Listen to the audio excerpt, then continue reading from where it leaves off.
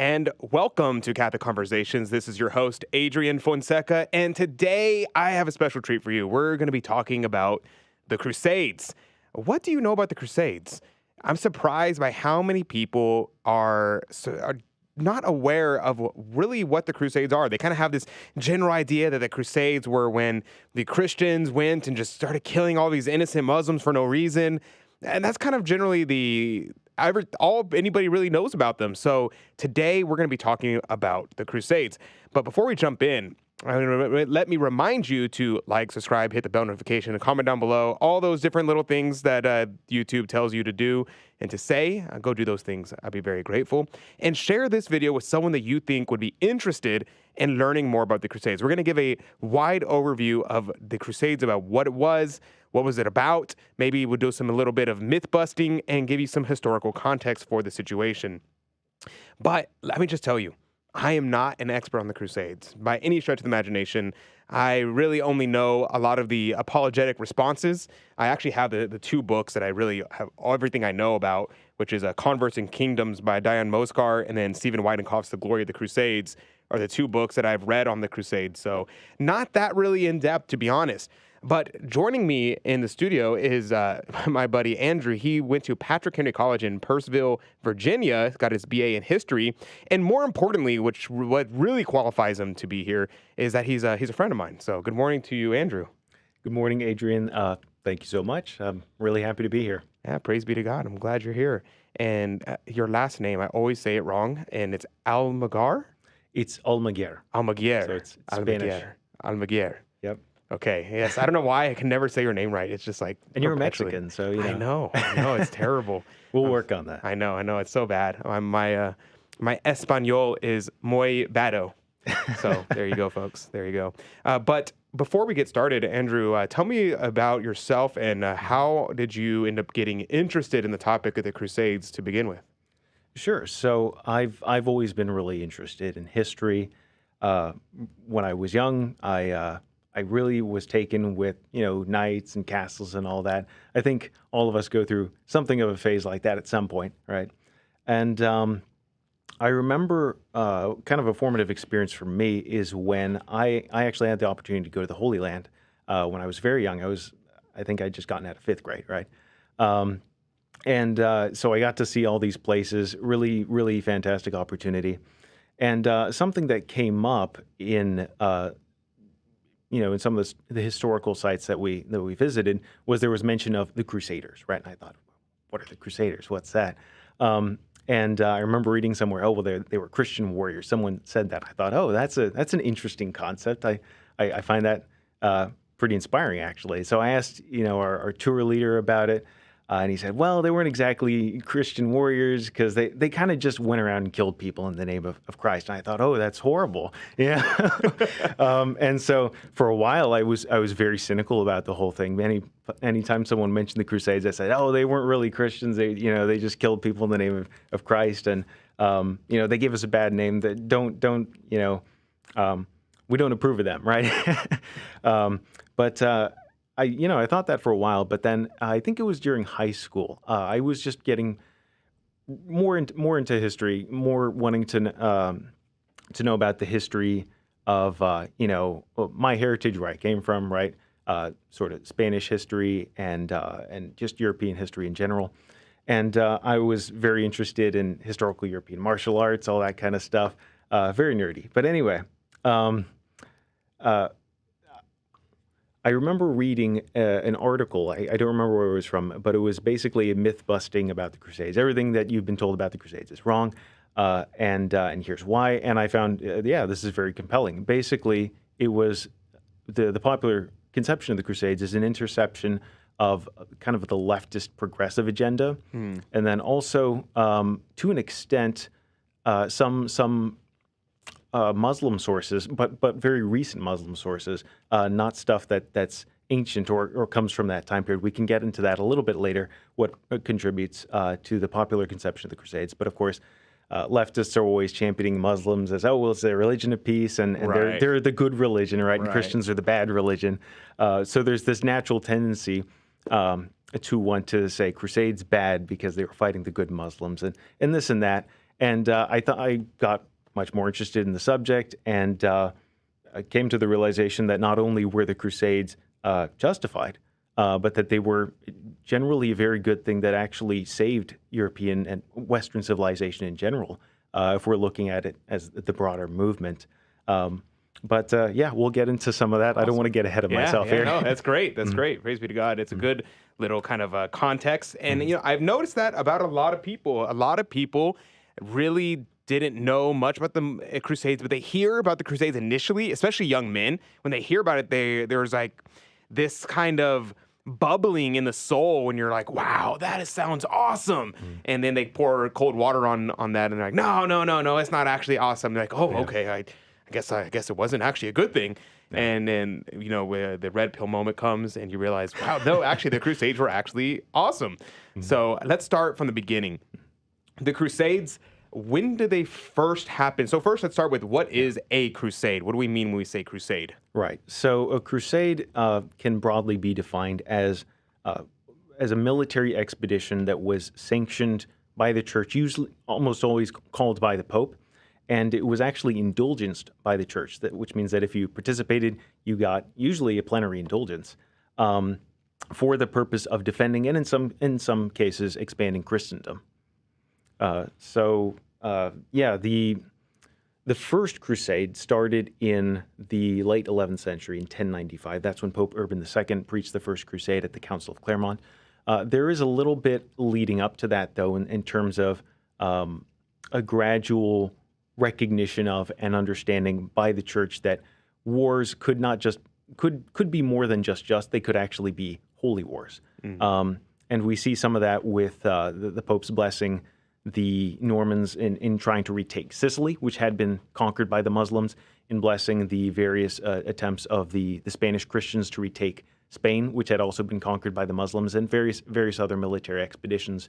But the First Crusade is really the first full-blown crusade in that it fits all the criteria of with which we associate crusades now in history. So is there like a official category that says, okay, this is what makes something a crusade versus not a crusade? Yeah. So, I mean, the main thing is that it is sanctioned by the church, usually called by a pope, and that there is an indulgence. There's an indulgence involved. So if it meets those things, then it is technically a crusade. Yes. Mm-hmm. Okay, cool. And so Blessed Urban II, which I guess at the time, just Urban II, what was the impetus for him calling this crusade, and what kind of was, I don't know if you know the answer to this, what was kind of the reaction of people at the time because I guess it would have been unprecedented at the time. Yeah, I mean, to an extent, it was unprecedented. It was the first crusade, and it's called that for a reason. But like I said, there was some lead up to this. I guess just a bit of a historical context. I mean, from the beginning, Islam it's always really been a militant religion. It expands through conquest. Muhammad himself was a warlord. He conquered most of the Arabian Peninsula. And then his successors just continued on from there. So by the time of his death, he'd led his armies to conquer the Arabian Peninsula, and this continued until up into the 11th century, which is when the first crusade was called, to the extent that about 2/3 of the Christian world had actually been conquered by armies of Islam. Oh, wow. Yeah. So 2/3? About 2/3. I didn't know that. As far as land goes. Wow. So I mean, this includes Mesopotamia, Syria, Palestine, what we as Christians would call the Holy Land, Egypt, pretty much all of North Africa, all the way into Spain. After they conquered Spain, this was in the 8th century, they actually were invading France. And you may know this, they were stopped by an army of the Franks under Charles Martel. And if you look on a map where Tours is, it's not in the south of France. It's pretty far north, and it's not right on the coast either. It's fairly far inland. So they'd gotten pretty far into France, and they were only stopped at that one battle. So we're really bad in America as Americans of trying to understand where things are in Europe. Whenever we talk about things, we're like, okay, it was happening in Tours, France. We're like, is that next to Paris? That's pretty much It's all we actually do. not super far from Paris, which Paris isn't in the south of France either. It's pretty far up there. So the point is that the Muslims were really trying to conquer basically everything in their path. They didn't just fight Christians, of course. They expanded eastward. They went all the way to India, and they're fighting all kinds of people over there, Zoroastrians, pagans, you name it. They're just trying to conquer everything, really. But the Christians were definitely in their way in terms of trying to conquer all of the world that they knew of at that time. So that's kind of the context. That's something really important to remember when we talk about the Crusades, because yes, the Crusades were in a sense an offensive, right? Mm-hmm. Christians were going largely from Europe and to the Holy Land to try and retake it. But that's a key term there, retake, right? Because it previously had been Christian land, and so it wasn't this aggressive, unprovoked sort of movement. It was, if anything, it was a counter attack, a counter offensive. So one might say that the Mohammedans were revolutionaries and the Catholics were the counter-revolutionaries, one might say. I suppose you could say that. Yeah, I suppose you could say that. The one other thing that I find interesting is that there was many, many saints, probably most famously Bernard of Clairvaux, who preached the Crusades on behalf of Urban II. And they would go around preaching about that men should join in the Crusades. And many saints who even went on the Crusades to preach and minister to the Crusaders along with them on the battlefield. It's very amazing to think about. Yeah, so Saint Bernard of Clairvaux in particular, so he lived during the time of the Second Crusade, not the First Crusade. So this would have been called by Pope Eugenius III, but he was instrumental in getting the Second Crusade going. Right? I see. So he went everywhere and preached very enthusiastically this crusade, and got a lot of people to sign up, including the kings of France and of Germany. So the First Crusade didn't have any kings on it. It was just counts and lords and dukes. Really? Very important, very important noblemen, but not any kings of Europe. The Second Crusade, they thought, oh, this is going to work out because now we've got the King of France. We've got was it the Holy Roman? No, it was King Conrad III of Germany. We've got these kings involved, and so this is going to go well. It actually didn't end up going that well, and it was very. I mean, it was a bit scandalous, and Saint Bernard was very. He was devastated by this because he had been so enthusiastic in preaching it. Fortunately, of course, his reputation for being a holy man survived, and he is a saint venerated by the Church today. But this is something of a pattern that seems to me. That we can learn from the saints, actually, is that the saints didn't always meet with a lot of worldly success, even when they thought, okay, God wants me to do this thing. And maybe I think that God did want him to do that, but maybe not for the reasons that he thought, not necessarily because it's destined for great success in this world. You actually, I was going to cover this later, but I kind of want to talk about it now since we're talking about the saints. Saint Francis of Assisi. Right. He preached the Fifth Crusade, or so. He wasn't really involved in getting the Fifth Crusade going. Okay. What he did is during the Fifth Crusade, he went to Egypt, which is where the fighting was happening. And his goal was to either convert Al-Kamil, who was the Sultan of Egypt, to either convert him and therefore end the crusade because he was in control of Egypt and also the Holy Land. So if he became a Christian, then Jerusalem would be under Christian control again. So either convert him or die as a martyr. And it's a win-win for him either way because he's a saint, and that's what saints want. So unfortunately, he didn't achieve either of those goals. He basically preached very, very forcefully the Christian faith and denounced Mohammedanism in not the most polite terms, but not inaccurately, right? He wasn't pulling any punches. Let's just say that. And then when he was done, Al-Kamil kind of just sits there and says, I like this guy. He's got guts. And that was about it. He lets him go unharmed, and he doesn't accomplish either, which, again, sort of plays to that pattern that I mentioned, is that he didn't achieve either of his aims, but I think that was God's will for him to accept that failure and to grow in humility, right? And I'm sure he saw it that way, too. I have to do more research on this topic, but I remember being told that the Sultan wanted to convert, but he was in fear of the imams that they would have murdered him, and so he ended up not converting. And I believe I've read somewhere, this may not be true, so take it with a grain of salt, But I remember reading somewhere that he converted the Sultan ended up converting later in his life towards his deathbed because he wanted to convert at the time, but he did not convert out of fear of the imams, and he ended up letting him go, like you said, because he was like, oh wow, this guy is pretty gutsy, and let him free. But he wanted to pass through fire, and he wanted to challenge the imams. He's like, let's both walk through fire and see who survives. And they were like, I'm pass on that one. Yeah. But it's very interesting. It could be a whole research done into that time period of just Francis and what was going on there. Yeah, I actually hadn't heard that story at all.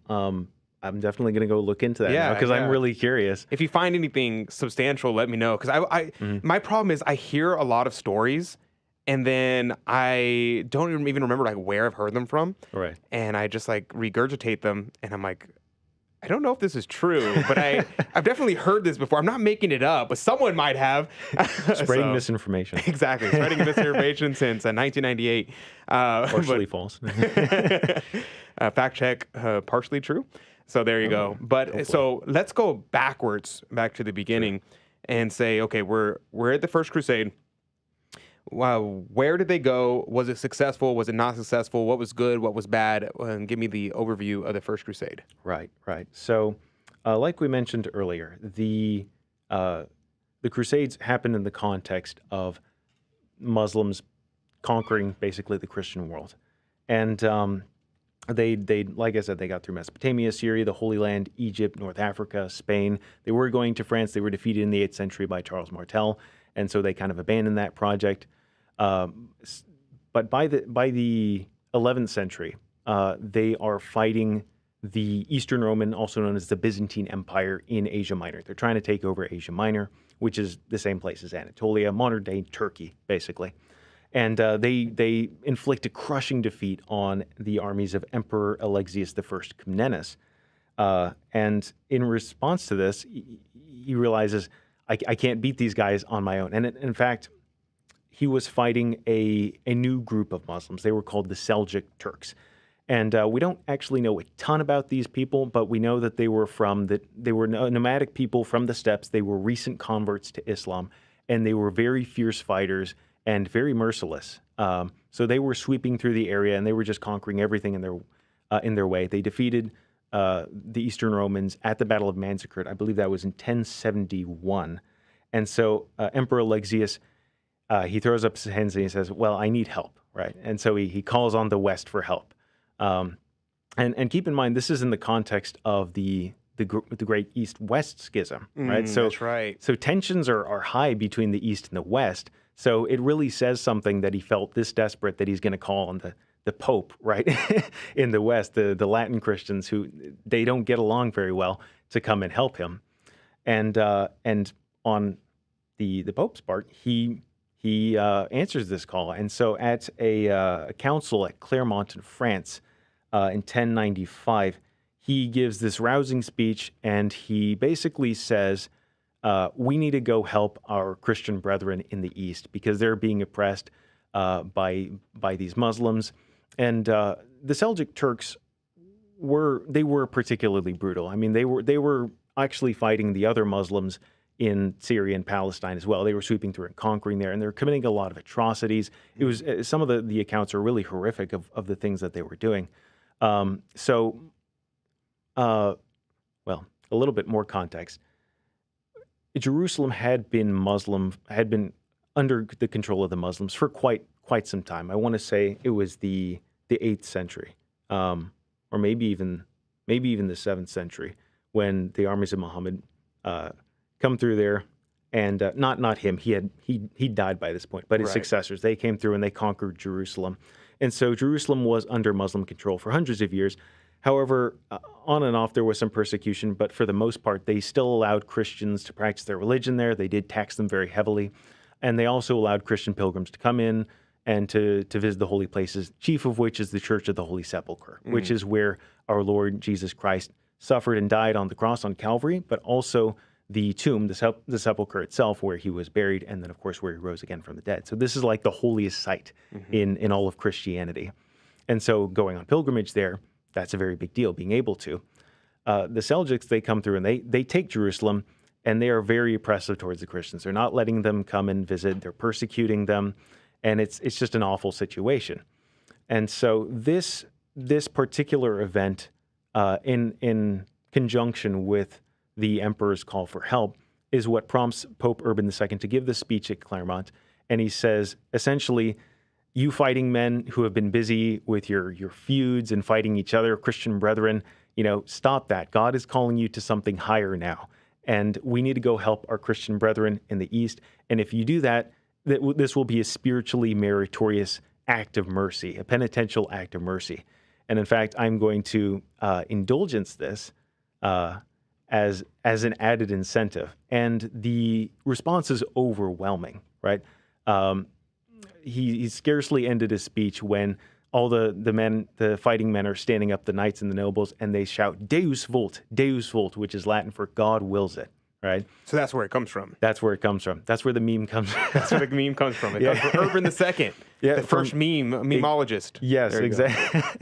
That's accurate. And so in Clermont, I mean, before the day is through, they're running out of red cloth because to go on crusade, they didn't have the term crusade at that point. Mm-hmm. That's a later invention.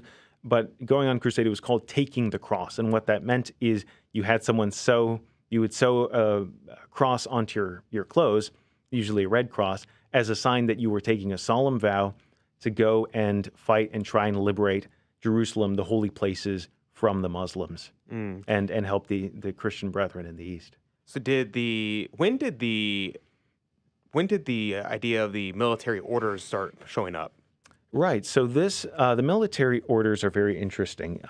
Most people have heard of the Knights Templar. Right. They're the most well-known one, very large and very successful until they weren't. There's the Knights Hospitaller. They were also very important. The Teutonic Knights, they were more the German military order.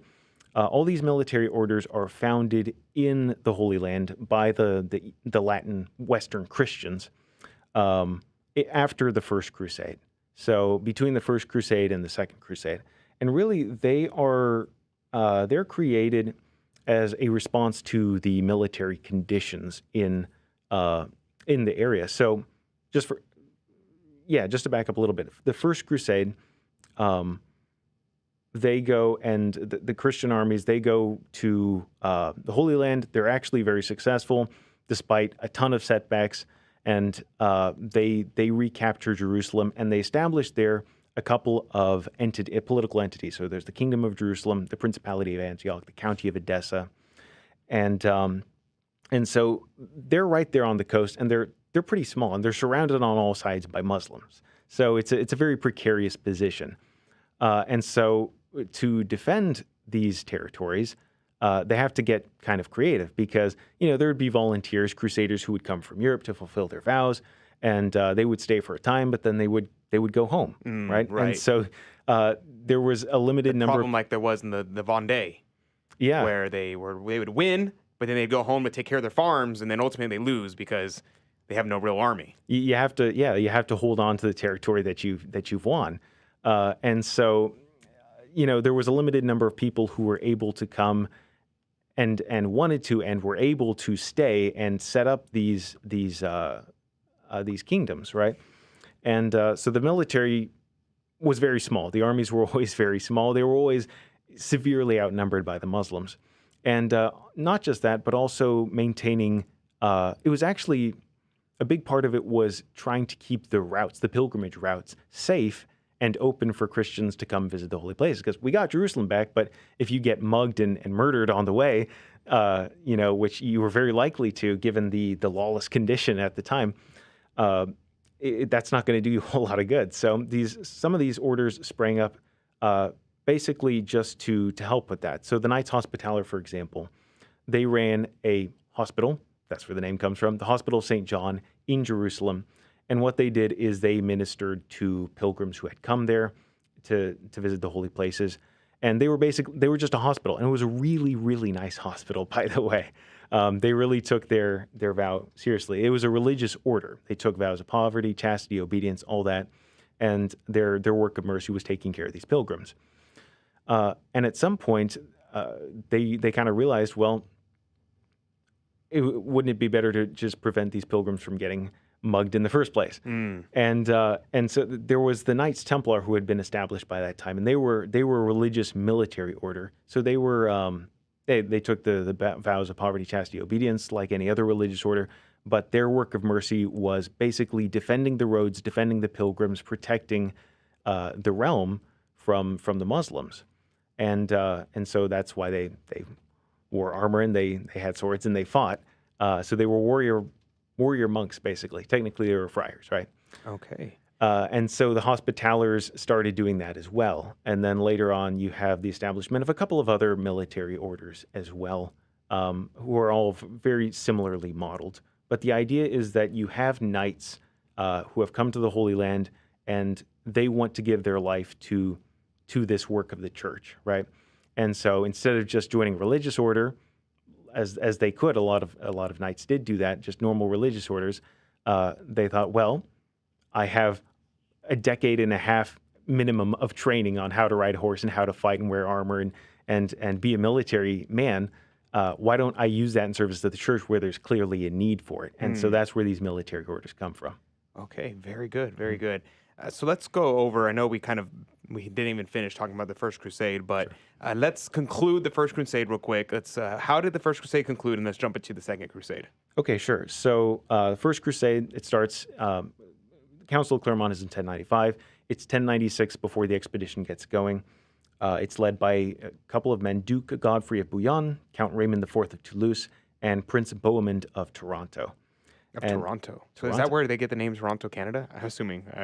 Well, it's spelled differently. It's okay. T-A-R-A. Yeah, I don't think so. I don't think it's in Italy. Oh, not France. Okay. Right. Yeah. Completely different. Yeah. So Bohemond of Toronto is a very interesting character. These are all very interesting characters, but we'll get into that a bit later. But anyway, what they achieve is they march east. They meet up with the emperor. They make an agreement with him, and then they march east. They retake Nicaea, which had been conquered by the Seljuk Turks.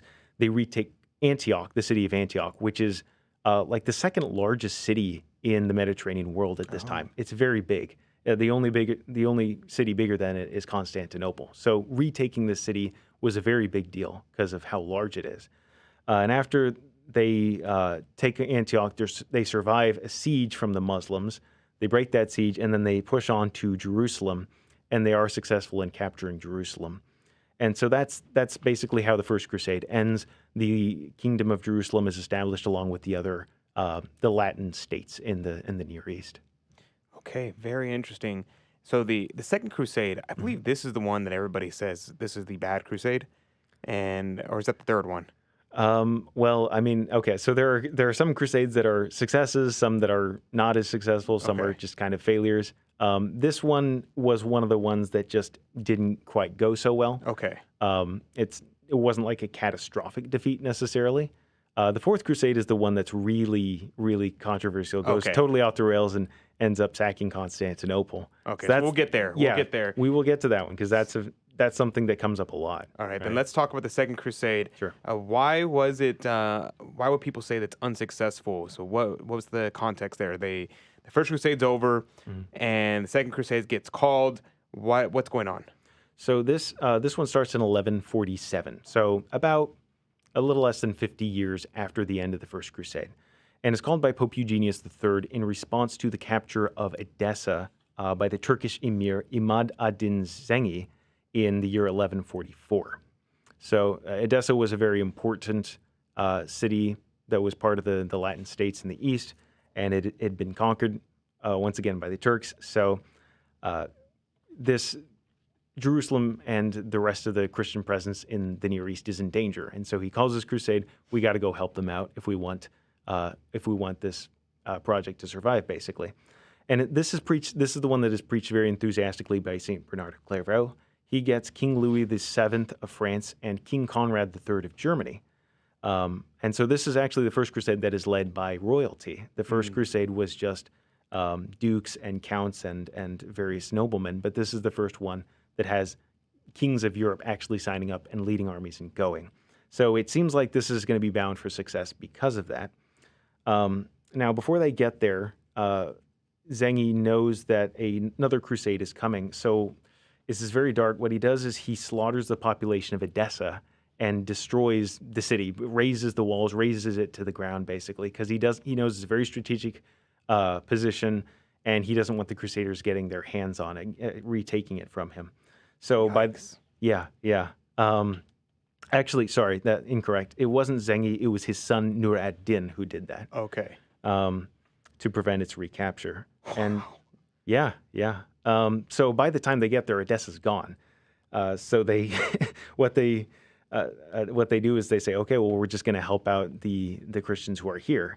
Now, unfortunately, due to some basically poor leadership, these, not necessarily saying they were bad kings, but they weren't necessarily the best generals, and there wasn't a very good coordination between Louis and Conrad. The crusading army is very much diminished by the time it actually gets there. It's a lot smaller than it started out as. And with Edessa destroyed, what they do is they coordinate with the local Christians, Latin Christians there, in an attempt to capture Damascus in Syria from the Zengid Muslims, but they're not successful in doing so. And so they return home to Europe with what is left of their armies, and the expedition is, of course, widely considered a failure because they didn't really accomplish anything. They just lost a lot of men, and I mean, fortunately, they didn't lose much else. But Edessa, which was the purpose of their going there, was destroyed, and so they didn't accomplish what they wanted to. So this was kind of a big blow. Yeah, it was a big blow in Christendom. It was, Bernard of Clairvaux was very devastated because he had really preached this crusade, and really got people behind it, and it just didn't work out. Yeah, here's something that Bernard of Clairvaux said when he was preaching the Crusades. He says, "Now, O mighty soldiers, O men of war, you have a cause for which you can fight without danger to your souls, a cause in which to conquer is glorious, and for which to die is gain." And you're like, whew. He says, "I call blessed the generation that can seize the opportunity of such rich indulgence as this. Blessed to be alive in this year of Jubilee, this year of God's choice. Take up the sign of the cross, and you will find indulgence for all the sins which you humbly confessed. The cost is small, the reward is great." And you're like, whew. Gets you fired up. Yeah, it gets you fired up. Yeah. And he used a term, of malicide versus homicide. He's saying the killing of evil. He said that's what they were doing. They were committing malicide rather than murder or homicide or anything like that. He's saying we go to conquer evil. Yeah. That's very disappointing, though. Yeah. Yeah. That actually brings up an interesting point. Is a lot of people think that the Crusades the Christians were just going over there and just slaughtering Muslims. That wasn't the case, right? Most of the inhabitants of these Latin kingdoms, for pretty much all their history, the majority are Muslims. So they're just reestablishing Christian rule in these areas. They're they're giving religious freedom to Christians. They're allowing them to visit the holy places. But the Muslims, they're just allowing them to live there as long as they're willing to live peacefully. They're not going through and trying to commit war crimes or atrocities against them. Now, of course, war is always ugly. There were atrocities. There were things that were committed against the Muslims by Christians that are horrible, and the church never condoned any of those abuses.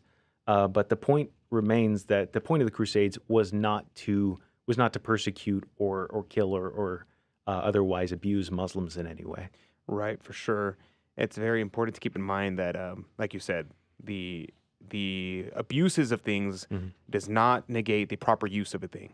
So just because someone abused the situation of the Crusades to do bad things, the actual exhortation of the Crusades and the calling of it and the general acceptance of it by the people was good and even glorious. Exactly. So that's important to keep in mind. Definitely. So what's the takeaway from Second Crusade?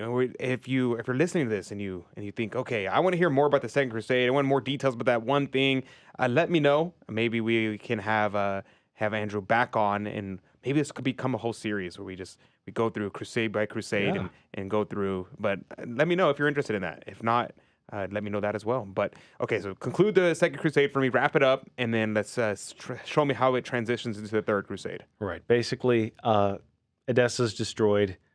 Before they even get there, the army arrives very battered and diminished. They try to take Damascus, strategic position. They fail in doing that, and without being able to achieve much more because their forces are largely gone. Louis and Conrad, they return to Europe, and this is widely considered a blow to. This is a blow to morale in Christendom. This is considered a failure. What's interesting to note is that they didn't give up on the idea of crusading generally, as we can see. There's several more crusades, but it is disheartening. Yeah, for sure. And the Muslim threat still remained in the Near East, in Palestine. Yes, here's what Saint Bernard said after the Crusades were over, the Second Crusade rather. He says, "How can human beings be so rash as to dare to pass judgment on something that they are not in the least able to understand? It might perhaps be a comfort for us to bear in mind the heavenly judgments that were made of old. For it is true that the hearts of mortal men are made in this way. We forget when we need it, what we need it, what we know when we do not need it. The promises of God and never prejudice the justice of God." It's very interesting, the reaction that Bernard kind of had. He was not disheartened. I guess that's kind of what makes him a saint. He's saying, yeah, well, it may have been over for us in this particular situation, but everything is within the providence of God. And so even though they may have not been successful, something, God would allow it for some great good. And maybe that good was, and this is just me speculating, I have no insight into anything.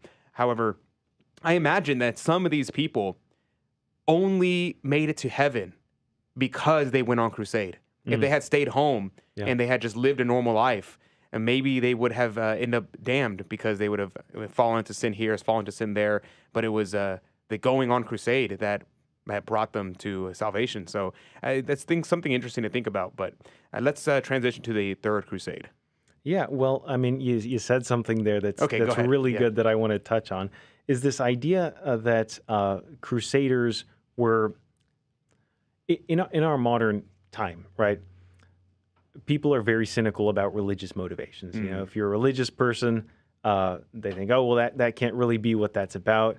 You can't really just be doing things for purely religious motivations. Like, what are you actually trying to get at? And they project this cynicism, this materialism rather, onto history, right? And they say, okay, so these crusaders, bless you, they went to the East and they said they were trying to do all this good stuff and they were trying to help their Christian brethren and accomplish this great religious good.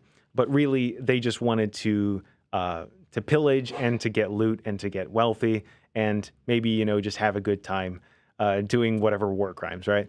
But this really doesn't make any sense because, first of all, it's not the younger sons of Europe who don't have anything. So there's primogeniture, right? Which is the law that to prevent the breakup of an inheritance or an estate, it would be the older son who would inherit everything.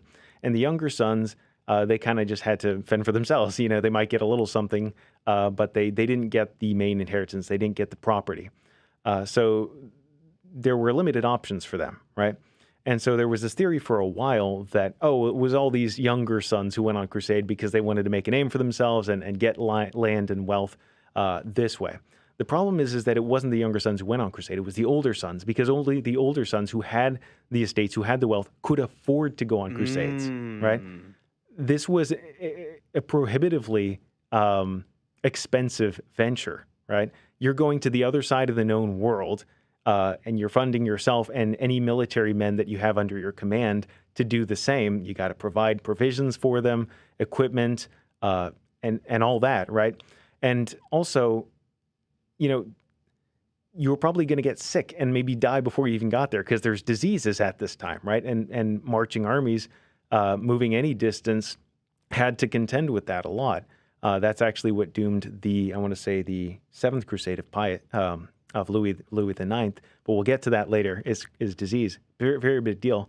You have to eat, right? And then it's very hot, right? And you're wearing all this armor. It's just not a fun experience, right? And so they really did see this as a penitential act, right? They weren't trying to get wealthy, and the simple And fact, almost nobody did. nobody did. Hardly anybody, some lucky few maybe, made out and they profited in some way. But the vast majority of them, they came home and, they had to like mortgage off properties to raise the funds to go on crusade in the first place, right? And then they knew that they were probably going to, if they made it home at all, if they survived, they were going to come home basically broke, right? So it's the older sons, it's not the younger sons, and they're just, it's very expensive to do, and they're not really getting anything materially out of it, and they're not. Yeah, there's just no reason. The main motivation was, it had to be a religious motivation. There's just no other explanation. And there is also, in that quote you mentioned, Bernard of Clairvaux is talking about indulgence, right?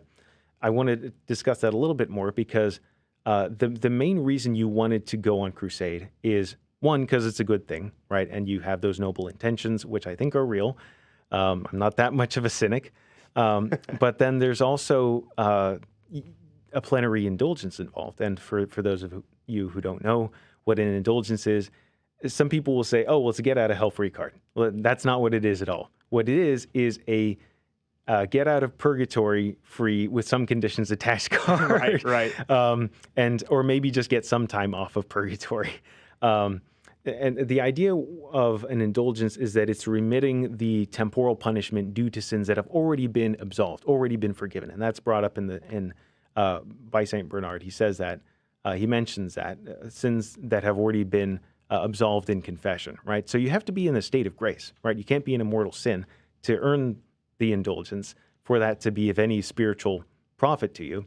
And if you're going on crusade and you're committing mortal sins, you're doing rape and pillage and all this awful stuff, those are mortal sins. This indulgence isn't going to do you any good. No. So the main reason you want to go on crusade is going to be completely invalidated. Yeah, it's going to be completely invalidated if you do any of the things that people just casually assert today from the safe distance of 1,000 or several centuries.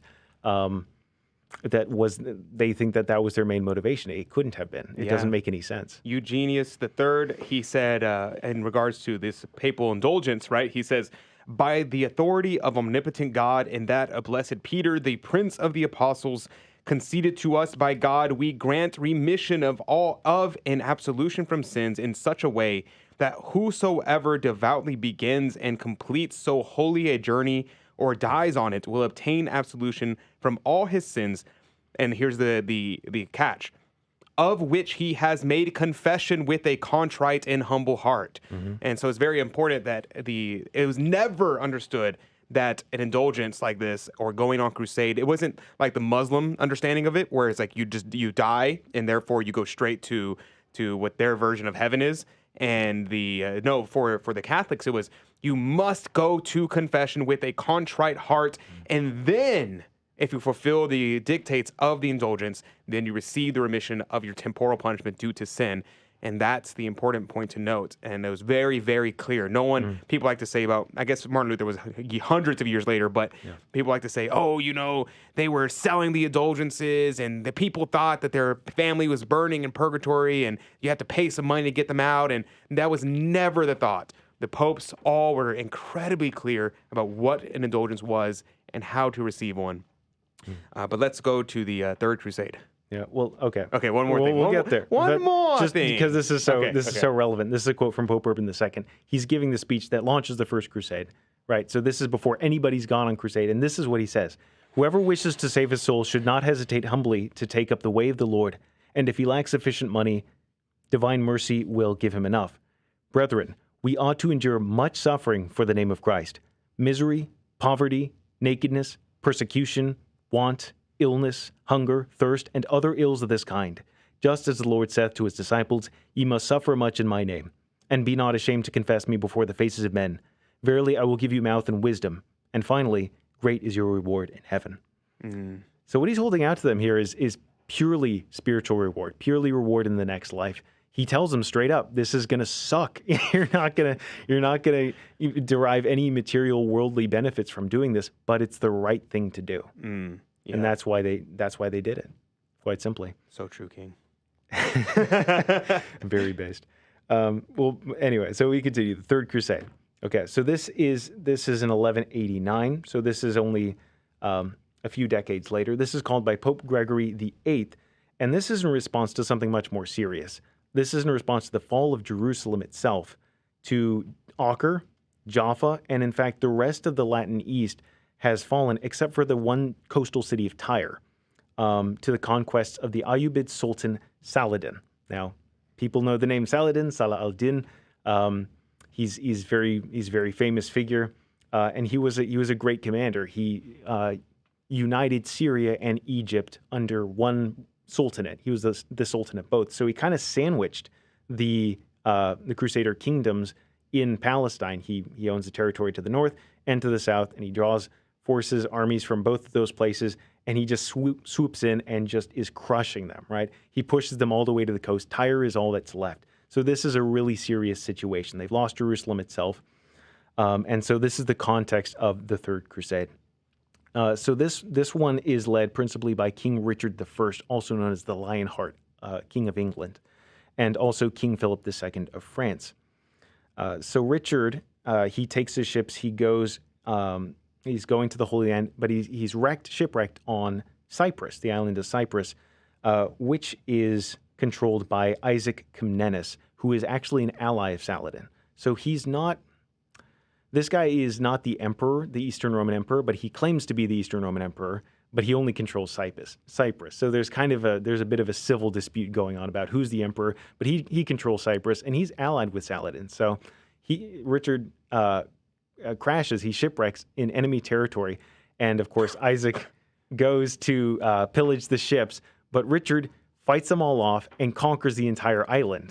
So that goes to show you just how great of a military commander Richard is. This guy's a legend for a reason, and he goes on to achieve a lot of other things. But right off the bat, he takes Cyprus, and Cyprus remains firmly under Christian or Western Christian control for centuries. And this is actually what keeps the Holy Land from falling to the Muslims for as long as they do, because Cyprus is right there. They can supply all the coastal cities with supplies, with reinforcements. It's a very important strategic place, and he kind of conquers it sort of by accident, right? He didn't mean to shipwreck there. Pretty amazing. So he goes, after securing Cyprus, he goes on to Acre to help Philip and King Guy de Lusignan of Jerusalem, and they retake the city from Saladin's forces together. At this point, Philip says, I have fulfilled my vow, and he goes home, but he does leave the bulk of his army with Richard, under Richard's command. So Richard is now the guy who's in charge, and he makes the most of it. He retakes the city of Jaffa, the coastal city of Jaffa. He reestablishes Christian control of the surrounding regions and along the coast. And every time he meets Saladin, he defeats him in battle. So, oh, wow. Yeah, it's pretty amazing. Like, Saladin is widely respected as being very honorable, but also being a very competent military commander. Mm. And a lot of the legends attributed to him are actually from Christian chroniclers who had a lot of good things to say about him. But he isn't as good as Richard. Richard is just a military genius, basically, and he's also an incredible fighter himself. There are instances where he fights his way out of situations where, I mean, any lesser man would have been overwhelmed and killed for sure. But he's a lion, right? So that's why they call him that. Jaffa, that is that present day where we have Tel Aviv? I'm not sure. Okay, I'm trying to find it on a map right now, and I'm trying to see. I think this is it. I want to say this is it, where we have present day Tel Aviv. It's like right next door to it, but I'm not 100% certain. But there you go. Let's see. The Lionheart, though, yeah, he was amazing, and like you said, the stories that go with it are almost unbelievable, because he goes in and he fights off people. It's like whenever I read the stories of King Saint Ferdinand, where he and just like 4 other men fought off like dozens of soldiers on their own. Yeah, amazing. Yeah. Okay, it is. I looked it up. It is the same. Is. It's located in a section of what is now Tel Aviv. Okay. So yeah. So the Third Crusade, technically, we still haven't really, because he hasn't really got to his destination yet, right? So, I mean, what he's doing, and that brings me to the next point, is he defeats Saladin several times, but what he realizes from a strategic perspective is that he has the ability to hold anything on the coast because he's got Cyprus, and all these coastal cities can be resupplied from the sea. They can't really be besieged very easily by Saladin, but he knows that if he goes inland, he's going to have trouble holding on to, not necessarily capturing territory, but holding on to it. And he's actually advised this by the Knights Templar and the Knights Hospitaller, who are there in the region, and they are basically his military advisors. And for his part, he's very wise. He listens to them. He knows that they know the lay of the land. They know how things work around here. And so he makes the very difficult decision to not march on Jerusalem, even though that's what he wants to do. That's what's expected of him back in Europe, but he knows that it would just cost lives and resources that would be better spent protecting and helping those Christian territories that he knows he can hold on to on the coast. So instead, what he does is he negotiates Christian access to Jerusalem so they can go on pilgrimage there as part of the Treaty of Ramla with Saladin. And then, so basically, that's where it concludes. Despite Jerusalem remaining in Muslim hands, the crusade does secure the existence of the Latin kingdoms in the Holy Land, and it's rightly considered a pretty good success overall. Okay, praise be to God. So that happens. Now, how do we get from there to the Fourth Crusade? And this is the one where everybody starts freaking out about, and allegedly the Easterners are still upset with us. Yeah, the Eastern Orthodox are still upset with the Roman Catholic Church to this day about this. So, like, dude, it was not even I wasn't even me, nor my grandparents, nor my great grandparents, nor my great great grandparents. Yeah. But there you go. So, what was the Fourth Crusade? How did it start? And then we'll get to the controversy in a second. But let's start with what was the actual goal of the Fourth Crusade? Right. So the Third Crusade concludes in the year 1192. The Fourth Crusade is called in 1202. So this is 10 years later. It's called by Pope Innocent III, and the goal is to retake Jerusalem, right? Because as successful as the Third Crusade was, they didn't get Jerusalem back, and that's what they want. And so this is led by Count Louis I of Blois, Count Baldwin IX of Flanders, and Boniface of Montferrat. And what they do is they adopt King Richard I's of his proposed strategy of securing a way to Jerusalem by taking Egypt first, because they realize that the Muslim sultans, if they control Egypt, they're able to project power into the Palestine region. So as long as they control Egypt, you're never going to secure Jerusalem. They can just send an army and take it back very easily. So their idea is, okay, we secure Egypt, we take control of Egypt, and once we do that, then we can take Jerusalem as just, it's a matter of time before we are able to take it back. So that's the plan, right? So it gets really complicated, but I'll try to keep it very concise here. What they do is they contract the leader of Venice, Doge Enrico Dandolo, to provide them a fleet of ships so they can transport the army to Egypt. Okay. And so the Doge sees, wow, this is a really big order. We got to fill this, and this is going to be really good for our city, really good for our economy. So he basically has everyone stop all their other work. The economy grinds to a halt, and he says, build these ships, right? So it's a big deal. It's a big deal. So they build this whole fleet, right? And they complete it, and they're ready to go. But the issue is that none of these leaders of the crusade are royalty. They're not kings. So they're lesser nobility, and they still have armies of their own. They still have military power. But a lot of the volunteers who sign up for the crusade, who aren't necessarily their direct vassals, they don't think that they're beholden to them to like depart from Venice. So they're like, oh, well, we can go to Egypt our own way. We're not obligated to meet up in Venice and depart from there. So a lot of crusaders go a different route. And so what this results in is the army gets to Venice, and it's about a third of the size as was expected. And they were all going to pitch in to pay for this thing. So they can't pay for it. So this is a really bad situation, because the Doge, I mean, the Venetians do need to be paid for this, because their economy may not recover. It'll take decades for them to recover. And out of justice as well. Yeah, out of justice. Like they made a valid contract and everything. So it's not just them being greedy or selfish or anything. Like they do need the money, but they genuinely can't pay them back. So they're trying to figure out what to do. And the Doge, basically what he says is he offers to accept as payment their aid, the Crusader army's aid, in retaking the city of Zara, which is on the coast. I forget of Croatia. Croatia, yeah, it's on the coast. I have the map up. There you go. Very good. You're the map guy. Excellent. So he's a city on the coast of Croatia, which was kind of under Venetian control before, but they revolted and threw off Venetian rule. And so they say, hey, if you help us reconquer Zara, we'll consider that as payment for the fleet.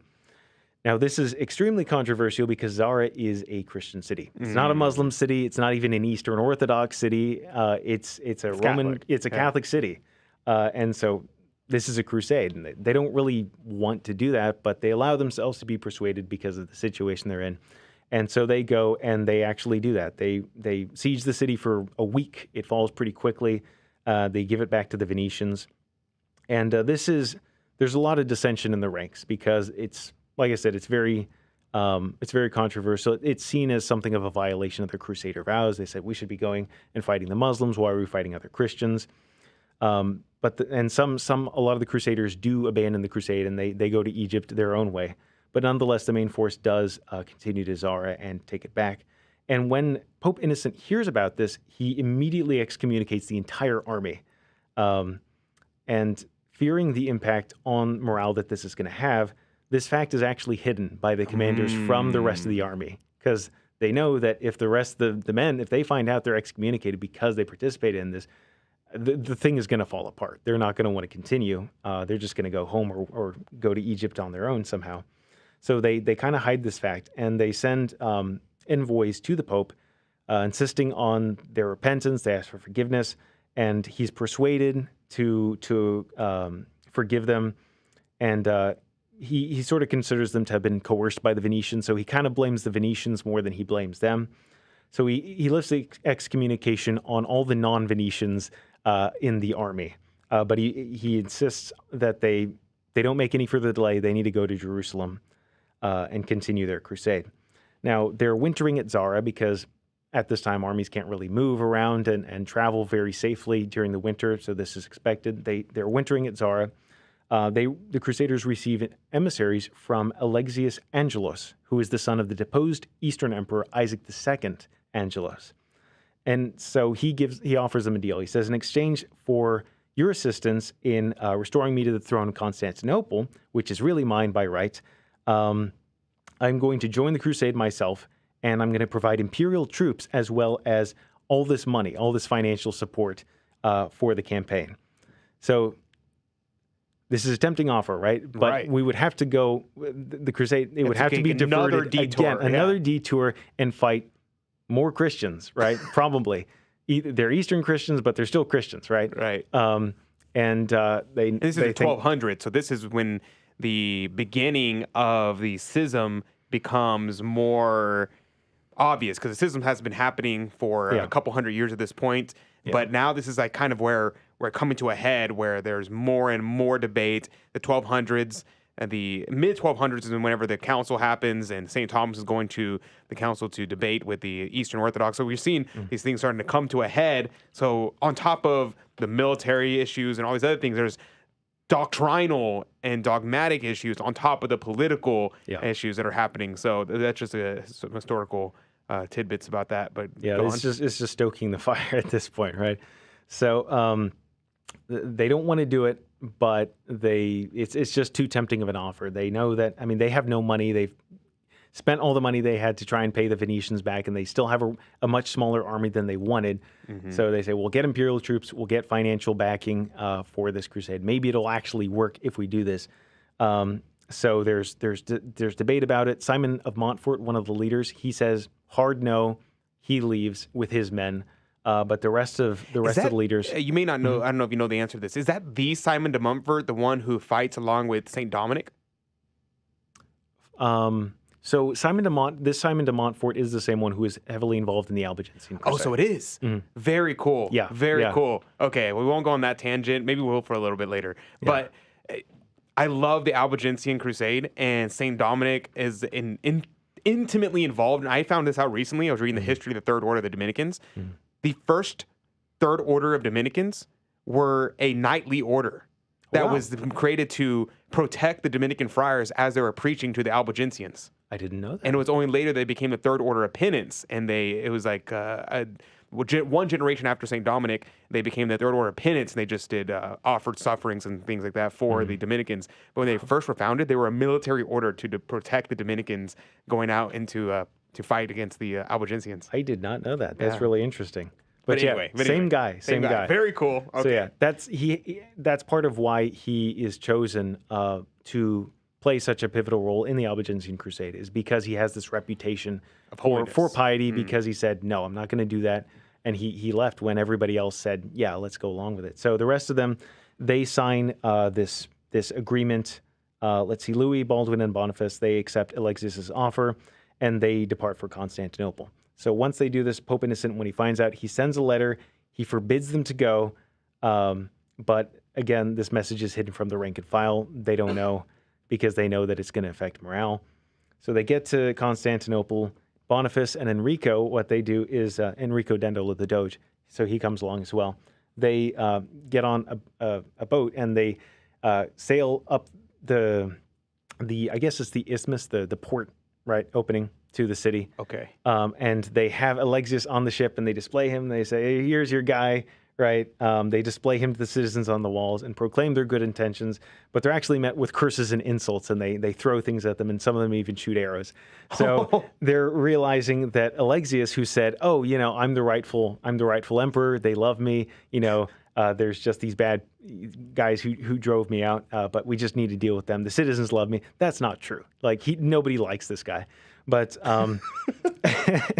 but at this point, they're too committed, and so they go ahead with it anyway. They assault the city.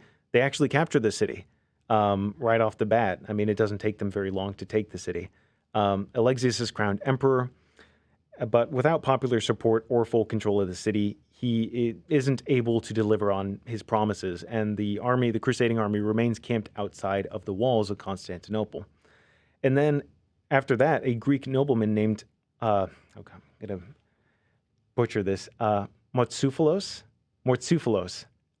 He organizes an anti-Latin faction in the city, and he assassinates Alexius and has himself crowned emperor. Oh, yikes. So then it's an anti-Latin faction. That's how he rose to power. So, of course, what does he do to the crusading army? He just shuts the city gates in their face and tells them to leave, and he refuses basically to uphold any of the terms of the agreement they had with Alexius.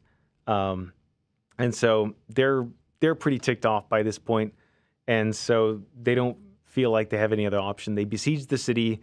They take it within just a few days. They seize and execute Mortzouphlos, and then the leaders, they basically just allow their troops to go on a rampage. They ransack the city for days on end. It's very brutal. It's atrocious. It shocks the Christian world.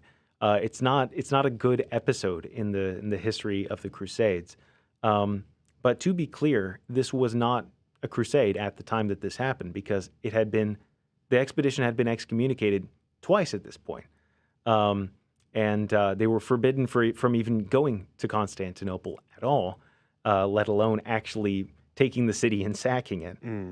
So obviously this sends shockwaves through Christendom. Pope Innocent issues a bull of excommunication again against the participants. Again. Imagine getting excommunicated that many times. Yeah. It creates a great scandal throughout Christendom, and it dramatically worsens the relationships between the East and the West. And it doesn't, of course, reach its destination, never gets to Egypt. It's basically a catastrophic failure. There's nothing really good that happened from this. Yeah, that's probably the biggest one that's everybody points to. That's the big oof. Yeah, that's the big right oof. There. And that's the one that the Easterners are still upset about to this day, which I'm like, look, dude, we've apologized for it already. We've done everything we could. It's been 1,000 years. Can we move on? Yeah. It's literally been almost 1,000 years. It's been like what 900 years almost. Yeah.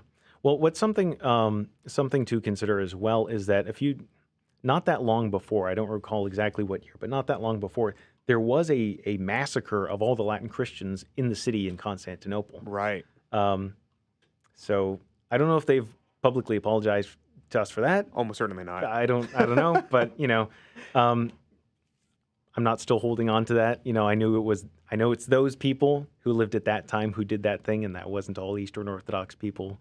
But I don't think we need to get into that really. But that's part of the context. They were. So what happened to the members who actually did end up going to the Holy Land during this time, the actual Fourth Crusade?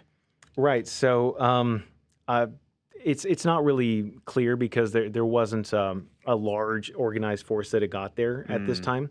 What most likely happened was they kind of just trickled in and then just helped out the Latin kingdoms. Because all throughout this period, there are volunteers, there's crusaders showing up, in trickles, just kind of on their own. And what they do is they generally work with the local Latin Christians there, and they help them out on, recapturing, a village here or there, or, fending off a raid or doing something, fulfilling their vow in some way before they go home. But the numbered crusades, this is kind of for historical convenience. Right. It's just to denote those major military expeditions that went to the Holy Land and were called specifically by the Pope. Right. So there was no this is when the Fourth Crusade ended and the fifth one began. More, it's like we kind of set these dates up to try to give a general siloing of situations, but really there was an ongoing crusade constantly during this time period. I mean, yeah. I mean, that's a good way of looking at it. I mean, the Fourth Crusade did pretty much end in 1204 with the sacking of Constantinople. The Fifth Crusade was just a few years later, it was in 1213, so like 9 years later. And this is actually Pope Innocent, the same Pope Innocent III, because, they didn't get to Jerusalem, so we still need to retake Jerusalem. And this one actually does what it's supposed to, right? So the goal is go to Egypt, conquer Egypt. Pope Innocent is disillusioned with the way the last crusade went. So he changes a lot of the way that it's done, and he basically wants to put it under church hierarchical control as much as possible. So he sends his papal legate, Cardinal Pelagius of Albano, to be the point man and to basically command and lead the crusade. So anyone on the crusade nominally answers to him, basically. This is actually led by a very strong coalition of European and Latin East rulers. There's King Andrew II of Hungary, Duke Leopold VI of Austria, Holy Roman Emperor Frederick II, although he doesn't actually make it in time. He joins the crusade, but he doesn't get there before the fighting is over. Oof. Rough. So that's important actually for the Sixth Crusade. So that's why I mention it. Oliver of Paderborn, Count William I of Holland, John of Brienne, and Bohemond IV of Antioch. So they get the coalition together. They make some gains from Sultan al-Adil, who is the brother of Saladin, who Saladin had died by this point. They make some gains in Palestine, but then they direct their efforts towards taking control of Egypt. Their first target is the port city of Damietta, which is at the mouth of the Nile. And they take that successfully, but they're unable to move from there to Cairo and take Cairo, which was their goal. Half the crusading force was almost annihilated, actually, because they got cut off when they were going up the Nile. And it was almost destroyed because, they were cut off and surrounded. But Al-Kamil, who was the son of Al-Adil, he was the Sultan of Egypt at this time. He decides, no, we're not going to move in and just slaughter this army. He very wisely negotiates their withdrawal from Egypt in exchange for their lives, right?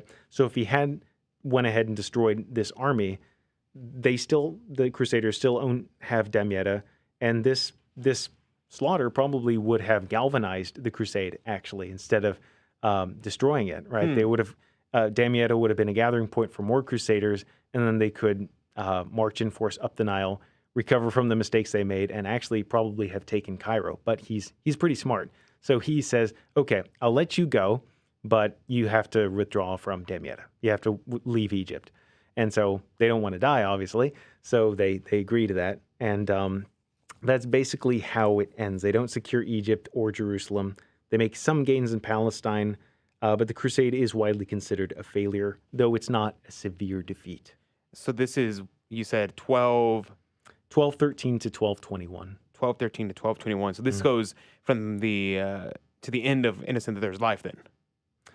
Let's see. I believe so, because I think Pope Honorius, I want to say, I don't have that written down, but I think he takes point. Yeah, Pope Innocent does die during this time. The reason why I know that is because in 1216, the Dominican order went to Innocent III to become an official order, and he dies before he gives approval, but then never promulgates it. And so it was his successor, Honorius, who ends up approving of the Dominican order. And so does that mean this is when the Albigensian Crusade also started as well? Yeah, so the Albigensian Crusade, it's very close to this time. I know that. Let me see. It's 1209 is when it starts. Okay. And it goes for about 20 years to 1229. Yeah. And this crusade is this the first one that's not in the Middle East? Yeah, this is the first one that is not that is not at least, well, the Fourth Crusade doesn't get there. Right. But right. This is the first one that gets to, that's officially against, that officially happens against Muslims? Right. Well, no, I mean, the Egyptians were Muslim.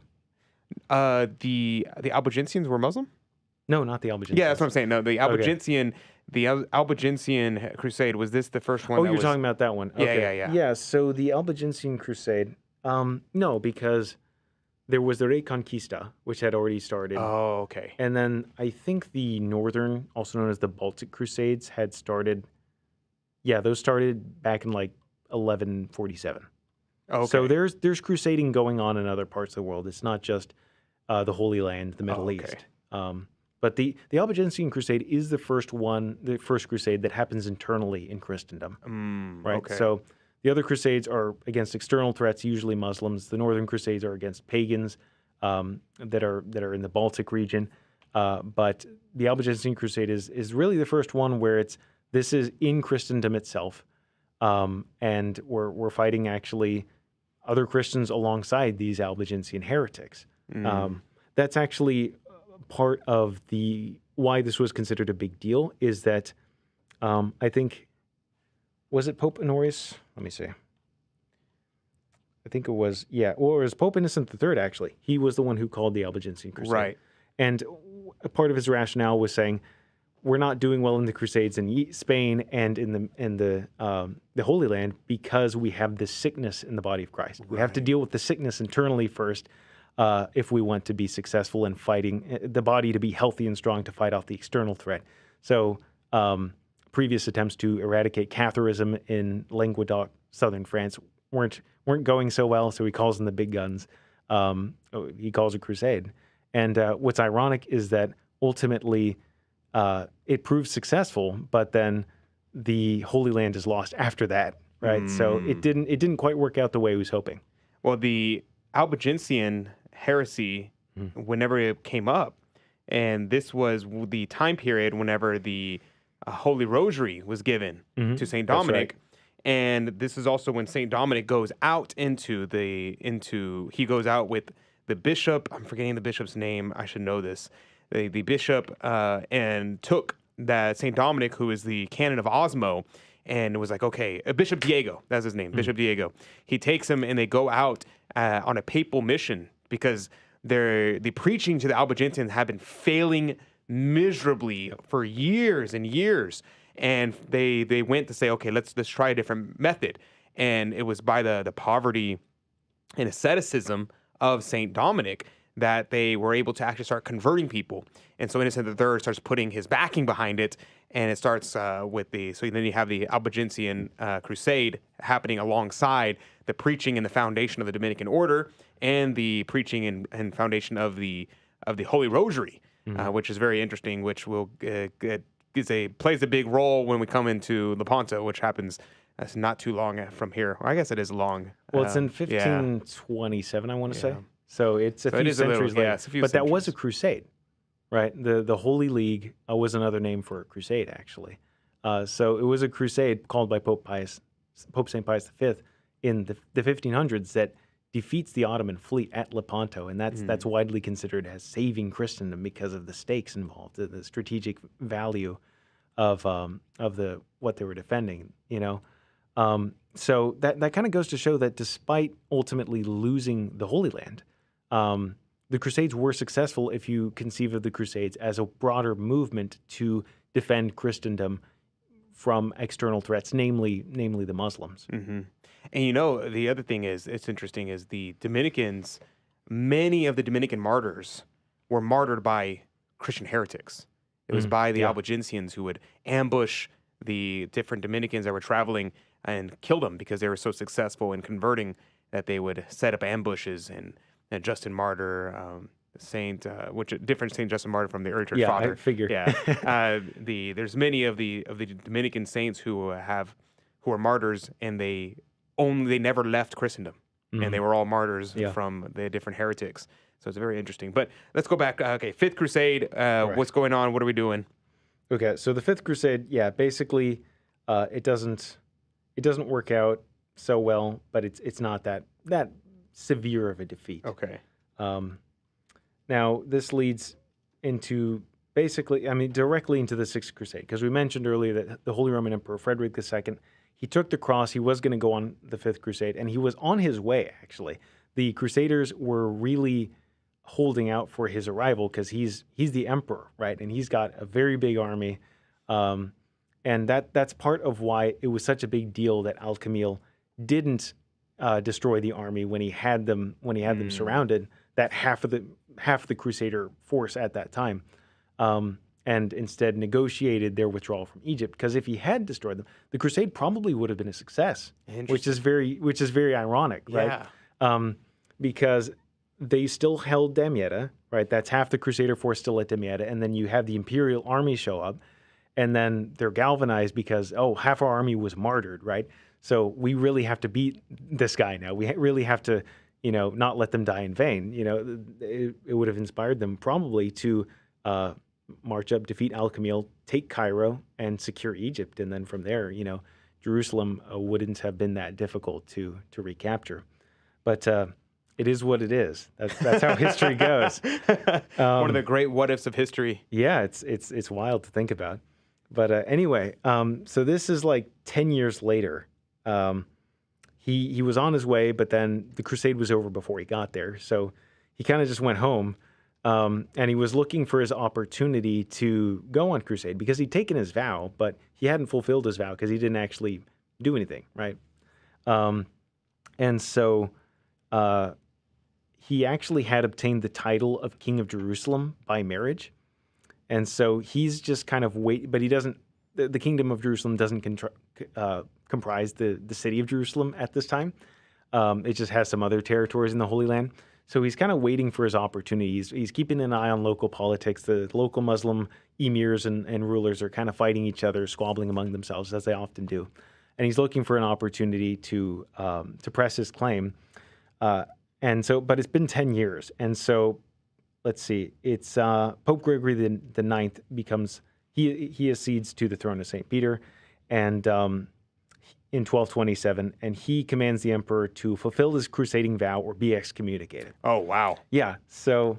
oh, wow. Imagine being told, yeah, you're going to have to go to war or you're going to be excommunicated. Mm-hmm. Oh, man. That's pretty rough.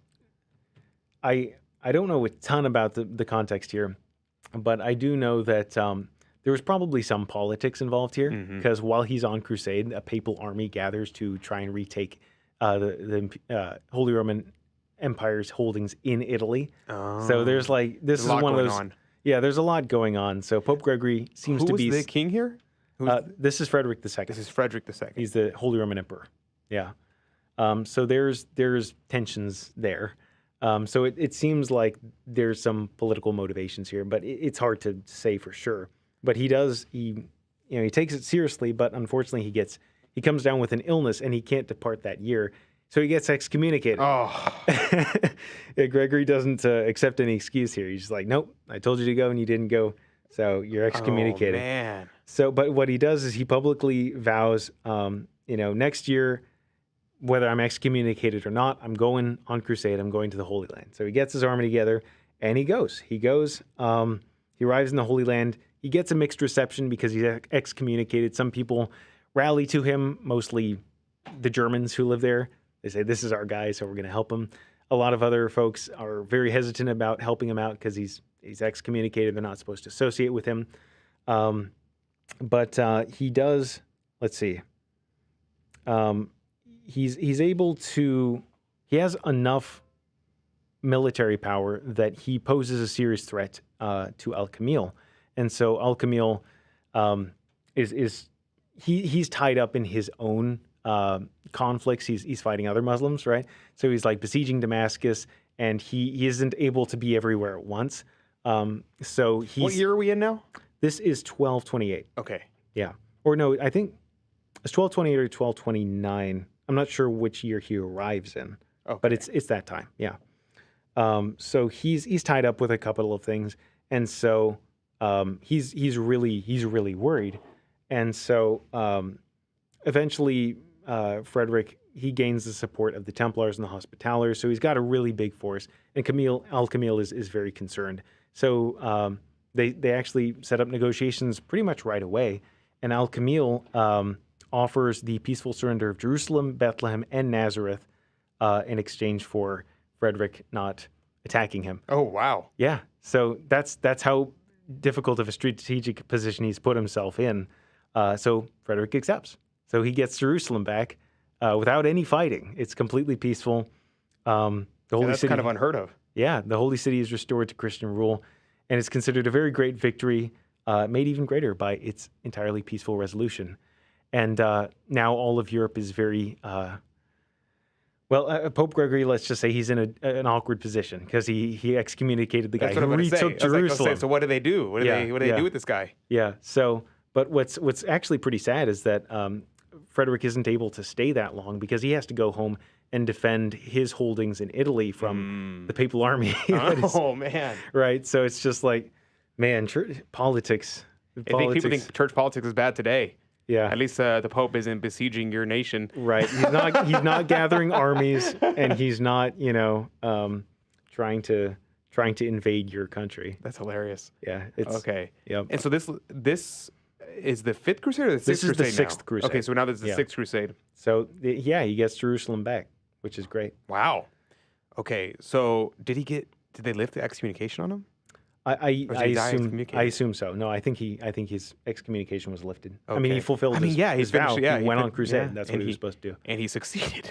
Yeah, and he succeeded. He did the one thing that everyone wanted him to do. Wow. Okay, well, praise be to God. Yeah. Okay, so Seventh Crusade, this is where we get into some more saints that are going on crusade, right? Is this when Louis IX goes on crusade? So yeah, that's the Seventh Crusade. Is the first crusade of Louis IX of France. So this is in 1244. Pope Innocent IV calls this crusade to retake Jerusalem, which has actually been lost again to the Khwarizmian Muslims, another group who swept through and conquered the area. Because, of course, remember, they hadn't taken Egypt. He just got Jerusalem, Who Nazareth, are these? and Bethlehem. These people are not in the same...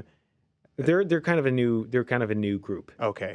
I forget exactly where they're from. Maybe from the steppes of Asia. It seems like a lot of people come from the steppes of Asia, but I'd have to verify that. But yeah, Jerusalem is retaken by the Muslims, but not the same Muslims. Okay. Different Muslims. Anyway, so Pope Innocent IV calls this crusade. King Saint Louis IX of France really spearheads this crusade. And so, so it follows the now established strategy of trying to conquer Egypt to secure the way to Jerusalem. Louis experiences some initial success. He captures Damietta quickly, and he advances on Cairo. And he corrects a lot of the strategic mistakes that were made by the Fifth Crusade. And he's making his way in force up the Nile River towards Cairo. It's very concerning to the Muslims because it looks like he's going to be able to take Cairo. But unfortunately, one of his men, Count Robert of Artois, makes kind of a rash decision. He fends off one column of the army from being attacked, but then he goes on a counterattack and besieges Cairo without waiting for the rest of the army. He's defeated, and then that puts the rest of the army in this very difficult position. they're cut off from their supply lines. They're weakened by disease, and the army is eventually slaughtered entirely by the Egyptian reinforcements under Sultan Turan Shah. Only the king and some of his highest-ranking knights are spared so that they can be ransomed back, because ransom money is a very big deal. You can get a lot of money for ransoming back the king of France. Yeah, I bet. So they do that, but then soon after, Turan Shah is actually murdered by a coup of his own Mamluk officers. Now, this is the Muslim ruler. This is the Sultan of Egypt. Okay. Right? And the Mamluks, they're Muslims as well. Oh, okay. But they're basically slave soldiers. So they're taken. I forget exactly where they come from, but they're another people group, and this was actually fairly common. If you were royalty, you would have your bodyguard be an ethnic group from somewhere other than where you live. Yeah. And the idea was that a foreigner was less likely to murder you in a coup and take control, because they're not the same ethnicity as the people they'd be ruling over, and so they probably wouldn't be able to gain popular support. But it doesn't work out in this case. They kill them anyway, and they do take control. Oh man. And so the Mamluks they're pretty hardcore. They're actually very very zealous jihadist Muslims, and so they take the counter crusade very seriously. So they take control. The Mamluks take this opportunity to take control of the rest of Egypt. Right? I'm sorry, Turan Shah. Yeah, no, that's right. Okay, that's right. So they're actually able to rise up and take control of Egypt because of the crusade, right? There's a lot going on, and so they're able to launch this coup. But then they negotiate with the Crusaders to withdraw from Damietta, so they will release Louis and his noblemen in return. And then Louis goes to Outremer, which is that's the Latin East to Palestine. And he stays there for about 4 years. He improves the fortifications of several Christian cities. He resolves some political disputes in the region. He establishes a permanent French garrison. He's basically the de facto king there for a while. He's very, very well respected. He's seen as a very wise, very peaceful ruler. And so he's kind of the king there for a while. But then eventually he leaves some troops behind and he goes back to Europe. Despite his reputation remaining intact as a very pious and wise ruler, the crusade is very obviously a pretty big failure. And not only that,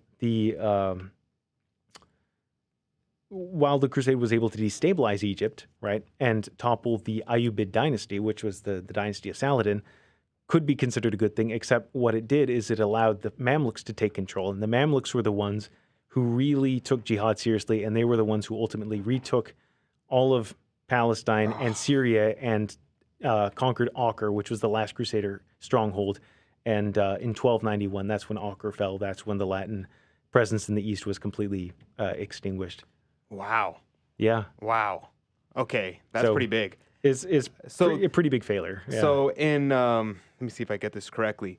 So in winning the Holy Land back, it ended up causing more problems because it was taken from them by a more not Jerusalem. It wasn't the Mamluks who took Jerusalem. It was somebody else. Okay. No, I mean the Sixth Crusade was a good thing. Frederick being able to retake Jerusalem was a good thing, but unfortunately they just couldn't hold on to it. Right. Okay. Because they didn't control Egypt. Okay.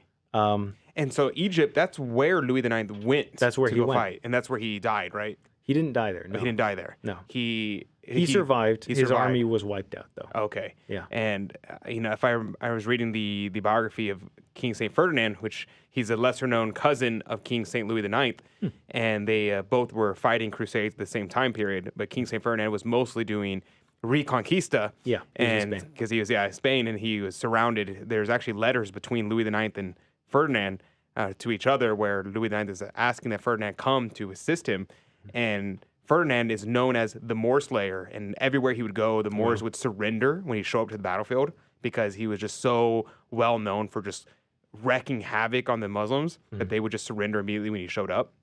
He was also known to be very merciful to the Muslims whenever he would take back the land. he would, if they surrendered, he would just let them stay, basically, and just as long as they were peaceful. And he wrote back to Louis IX and told him, "Hey, I'm gonna be there. I'm gonna help you as soon as I can. But right now, I'm surrounded by Muslims on every side. So as soon as I'm settled with the situation in Spain, I'm gonna come and help." And he finally finished taking back Spain. And when he was going to go to Egypt to assist Louis IX, he gets sick and dies. So he never actually went to go be able to help Louis IX. You mean Ferdinand gets sick? Or? Yeah, Ferdinand gets sick. Yeah. Okay, So Ferdinand gets sick, and he ends up dying before he ever makes it to assist his cousin. So they never fought together. Yeah, disease is a big factor. Is a very big factor at this time. Yeah, the meditations on the lives of Louis IX and Ferdinand are compared, and they say King Saint Ferdinand is the model of a king in perfection and virtue and victory and how to win and things like that, whereas Louis IX is the model of a king in suffering and losing and failure and things like that. And the two cousins, cousin saints, who are all kings, are models of the two aspects and two things that situations that a king can find himself in. Yeah, wow, that's really good. That's really good stuff. Okay, onward. All We are finishing the Seventh Crusade. Yep. Let's go there. That ends in so that ends in 1254, and then in 1270, King Saint Louis IX wants to go on a second crusade. Okay. And his noblemen all oppose the idea. They said, "Your last crusade didn't go that well, and you're kind of old now. Maybe you shouldn't do this." But he can't be swayed from it. He says, "No, I got to fulfill my crusading vow," which he kind of had already done. But he really wants to do this, right?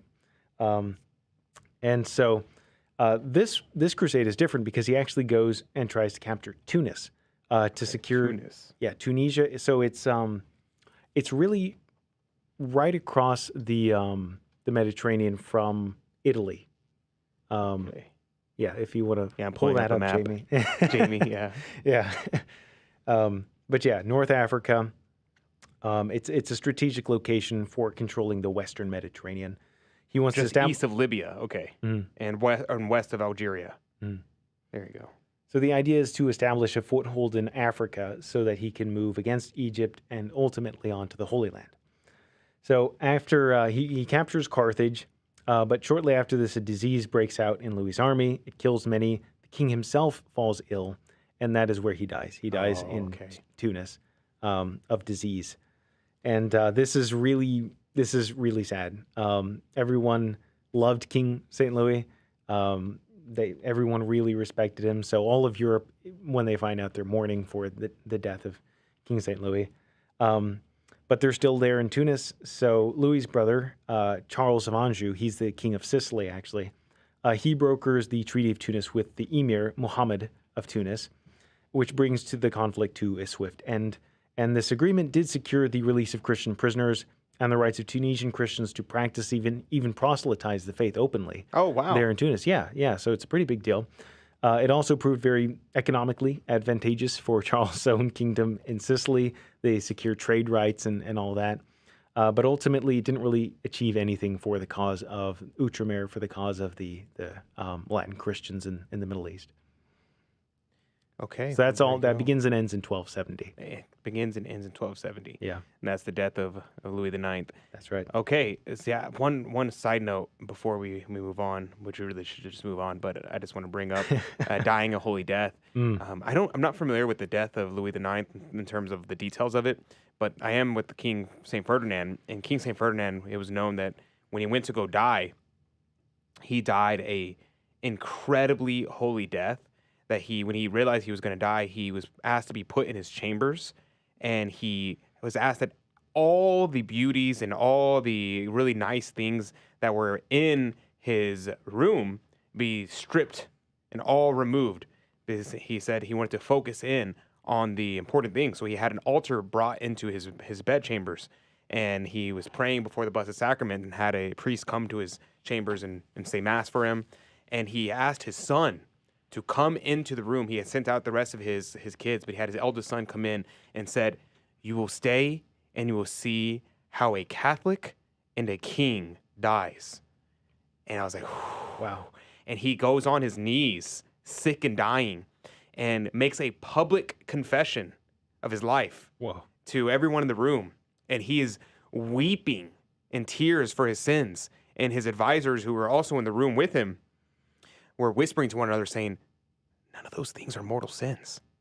And it was saying that he had never committed a willful mortal sin, that all his sins that he was weeping over and crying over and making active repentance were all venial sins. And he goes there and he dies. And it's like, wow, like this is the way a king and a saint dies. That's pretty amazing. Wow. Not here nor there for the Crusades, but just a really cool tidbit about one of my favorite saints. Yeah, amazing. But onward to, what are we, 8th Crusade now? So that was the 8th Crusade. Okay, that was the 8th Crusade. That was Tunis. That's when he dies. Yeah. During the 8th Crusade. So the 9th Crusade happens how much longer after the 8th one? So yeah, this one is in 1271. So this is 1 year later. Okay. Well, it's something, historians actually consider this an extension of the 8th Crusade because it's led by Prince Edward, who is the future King Edward I of England. He's also known as Longshanks, right, from Braveheart. So he's the bad guy in Braveheart. But he's the good guy in this story. Bad guy in the movie, a good guy in history. Okay, got it. Well, at least in this particular. Instance, okay. I don't know a ton about the Scottish Wars of Independence. Okay. But, anyway, whatever. enough side tangents. Anyway, he was intending to aid King Louis in Tunis, but he didn't. Well, obviously, he died there before he got to Tunis. So he instead goes to Acre when he finds that out. And so he assists the French Crusaders in defeating the Mamluks at Tripoli, the city of Tripoli, and he lifts their siege of the city, which does spare the lives of thousands of refugees who had fled there because Baybars, the Mamluk leader, the Mamluk Sultan, was launching his own offensive through the Holy Land. He was being very successful in it. So he's sort of like Saladin Part 2, really. He's very successful commander, but he's very brutal. He's very merciless. He doesn't have the reputation for being an honorable leader and fighter like Saladin did. He's much more barbaric in his onslaught. So they're very glad to be saved from that.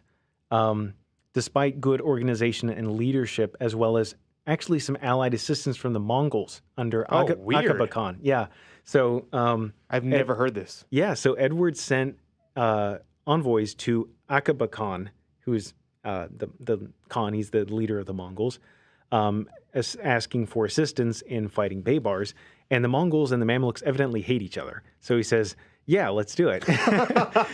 So the Mongols are hammering them in the north, and then the Crusaders are fighting them in the south. And they're doing pretty well. But then I think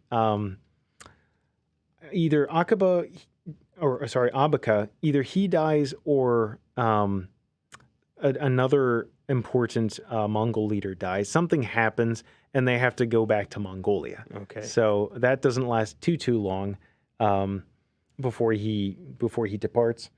And Edward, despite being a very successful commander, being very good fighter and winning some victories, he realizes that his force is ultimately too small to sustain a prolonged conflict against the Mamluks. And Baybars actually launches a naval invasion of Cyprus, but his fleet is shipwrecked and basically destroyed on the coast of Cyprus, so that doesn't work out. So they basically, Baybars isn't succeeding. King Edward, or Prince Edward at this point, knows that he doesn't have much more opportunity for success, so they come to an agreement.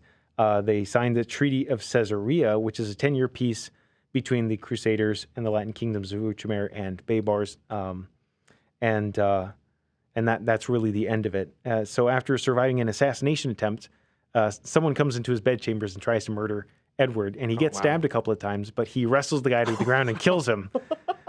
So this guy's tough. This guy's really tough. Epic. Yeah. So it's actually not clear to this day who the assassin was or who sent him. Really? Yeah. So obviously Baybars is suspected, but we still don't have proof that was the case. It could have just been someone else. We don't know. But he recovers from his injuries and he goes back to England. So overall, this is a minor success. It forestalls the destruction of Outremer, allowing many refugees to survive and escape from Baybars' exceptionally brutal onslaught. But ultimately, the last Latin city of Outremer, the city of Acre, does fall to the Mamluks in AD 1291. So the result can be summarized as they kind of rescued some people, but ultimately lost. They rescued some people, and they forestalled the inevitable. Okay. Yeah. Okay. And so now we're in 12. What is this? 12. That ended in 1272, and 1272. then about 20 years later, Acre falls to the Mamluks. Okay. Okay. Oh, it's 20 years. That's pretty decent amount of time. I mean, he secured a 10-year peace with them. That's good. Then so who's next? Right. So that's really the last of the numbered crusades. Okay, good. We survived it. Yeah, we did. So basically, I mean, just from there, the Holy Land is lost. The Christians never regain control of it. They do have Cyprus, which is important. They use that as a jumping off point to try and retake the Holy Land a couple of times. That never really works out for them. But it does prove a thorn in the side of the Mamluks and later the Ottomans, right? I think it is ultimately the Ottomans who retake Cyprus. Don't quote me on that. I need to look that up. But Cyprus does eventually fall, but it stays there for a while. And the Ottomans, they're the next big Muslim power, and they start just going west across the Mediterranean, Asia Minor. Ultimately, Constantinople falls to the Ottomans in the 1400s, not sure exactly when. They just keep pushing west.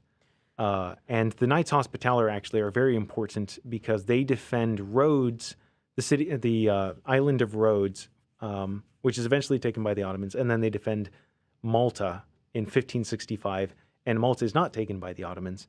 And Malta's a very strategic location. If they'd taken Malta, they would have been able to launch invasions into the Western Mediterranean. They could have invaded Rome. If they had taken Malta. And the Knights of St. John defend it and win in 1565. And that's actually after the Battle of Lepanto. Okay. Where the Holy League, which is actually a crusade called by Pius V, defeats the Ottoman navy at near Lepanto and saves the day, really. Saves Christendom, Western civilization. So the numbered crusades are over after the 13th century. Mm-hmm. And what basically is considered, what is the category for the different battles of, I guess they're not crusades, but there were holy wars going on during this time. What's kind of the reason why we stopped calling them crusades? Well, they don't really need to be stopped. I mean, they were crusades. They just don't have the numbers in front of them because of these weren't crusades to retake the Holy Land or anything like that. These were basically just more defensive. This was just Christendom trying to survive. Okay. It wasn't about retaking the Holy Land because that ship had sailed. Basically, the Ottomans are advancing. We just need to save Europe. We just need to save Christendom from being completely destroyed at this point.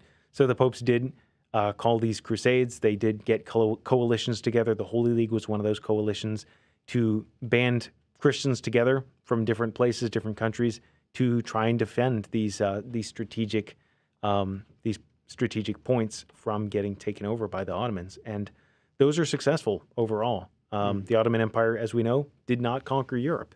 Europe remains Christian. That's good. And I mean, it's hard to imagine how history would be different if we didn't have those crusades, if we didn't have the Holy Leagues succeed where they did. During the 15th century, there was a attempt again to take back the Holy Land, right?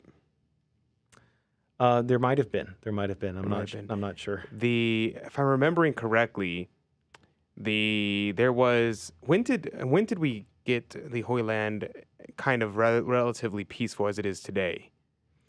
Right. So it was. I want to say it was under Ottoman control up until really World War I.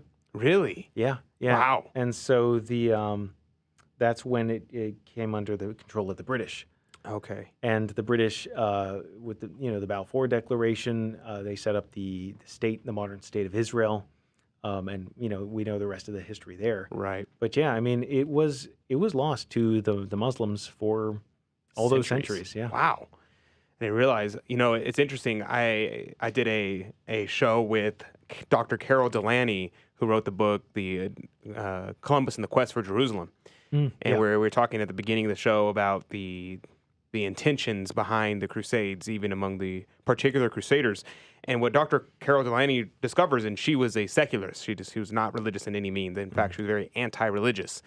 And she comes out and she tells, we were talking, and she said, yeah, I mean, Columbus really and truly believed that what he was doing was for God. It's very clear from his writings. He says that he's going off to get this gold, not for riches, but he wanted to help fund crusades to take back the Holy Land.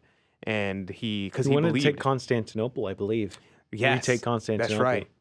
And because it was down that time period where Constantinople was It had already destroyed. been taken by the Ottomans. Yeah, a few decades before He sailed. 1492. Yeah. Yeah, so he would have been alive when these things were happening. And the other thing was that he also believed, according to Dr. Delaney, that he believed that the coming of Christ was imminent and they needed to take back the Holy Land so that way that when Christ comes, he did not come into a Muslim country.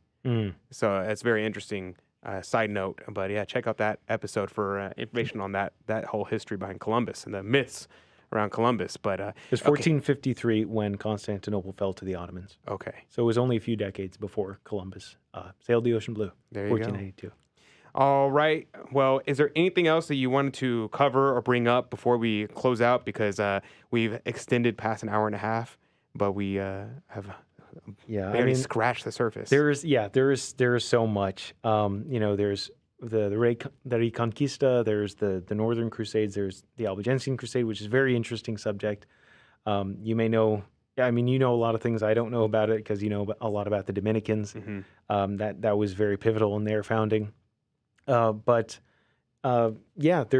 a lot that could be said, but I think generally it is important to understand as Catholics, as Christians, that the Crusades they're not something for us to be ashamed of at all. This is something like, along with the Inquisition, there's so much black legend material out there about this subject.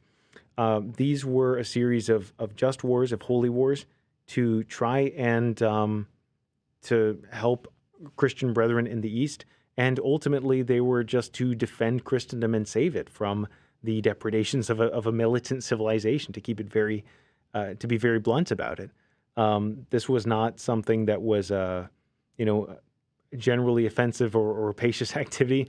The Crusades, I do believe, were something that were willed by God, and how ultimately, for what purpose ultimately, that's his to know. But we can see the effects of that in history. We can see that Europe was not conquered by the Ottomans, remained Christian, and the Crusades were very formative in the life of the church, in the lives of many saints. And I think it's just something that we as Christians need to know a bit more about, so that when these secularists or whoever try to make us feel ashamed of our history, we know that isn't true. We know the truth about it. Amen. Amen. All right. Well, thank you very much, Andrew, for joining us. And thanks for having me. And you're always welcome to come back. So if you have any questions, comments, or concerns, soapboxes, negativities, positivities, or anything in between, let me know. If you want me to bring Andrew back on, let me know on what topic. Maybe we can focus in on one particular crusade, or maybe we'll do a whole show on the Albigensian Crusade, or a whole show on the Reconquista. Tons of different topics all surrounding this issue, and it would be a great opportunity to do some research and present the topic to you guys. So let me know your thoughts in the comment section below. Make sure you like, subscribe, hit the bell notification, comment down below, all those things. Even if you don't want to comment down below, just comment down below, because apparently it helps with the algorithm or something like that. And share this with a friend. Share them with people who you think would be, if you've ever been sent a Deus Vult or Crusading meme, you're required to now send them this video. So go do that. But thank you very much for joining us. Andrew, will you join me in concluding with the Ave? Absolutely. All right, in the name of the Father, and the Son, and the Holy Ghost. Amen. Ave Maria, gratia plena, Dominus tecum, benedicta tu in mulieribus, et benedictus fructus ventris tui, Iesus. Sancta Maria, Mater Dei, ora pro nobis peccatoribus, nunc et in hora mortis nostrae. Amen. Amen. Our Lady of Guadalupe, patroness of the unborn. Our Lady of the Crusades. Pray for us. And Our Lady as terrible as an army in battle array. Pray for us. In the name of the Father, Son, and the Holy Ghost. Amen.